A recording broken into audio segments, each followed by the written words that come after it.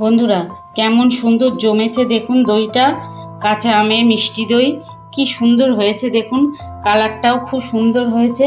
আমি আপনাদেরকে চামচে করে কেটে দেখাচ্ছি। এই দেখুন কি সুন্দর টাইট হয়েছে, খুব সুন্দর টাইট হয়েছে দেখুন বন্ধুরা। এই যে প্লেটে রাখছি, খুব সুন্দর হয়েছে, কি দারুণ লাগছে দেখুন বন্ধুরা।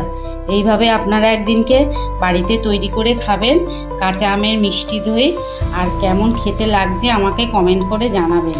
ঠিক আছে, দেখা হচ্ছে অন্য কোনো রান্নার সাথে। ভালো থাকবেন, সুস্থ থাকবেন, আর অবশ্যই আনন্দে থাকবেন। আর আমার রান্নাগুলো ভালো লেগে থাকলে অবশ্যই লাইক, শেয়ার আর কমেন্ট করে দেবেন। আমি আর এক চামচ মালসা থেকে তুলছি, দেখুন কি সুন্দর হয়েছে, এত সুন্দর জমেছে দইটা, দারুণ হয়েছে, খেতেও তেমন অপূর্ব সুন্দর হয়েছে।